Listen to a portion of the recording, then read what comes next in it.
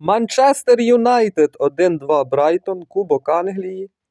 Аморіма звільнили і команда посипалась. А от Дані Велбек не посипався, хоч йому вже 35. Наскільки я знаю, він забиває практично в кожному матчі, коли грає проти Манчестер Юнайтед. Напевно, тому що він їхній вихованець. Тим не менше, в нього це якийсь базовий мінімум.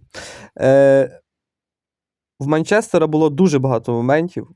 В першому таймі за перші 10 хвилин вони могли забити голи 3, але не забили нічого. Ну, це їхні, напевно, проблеми.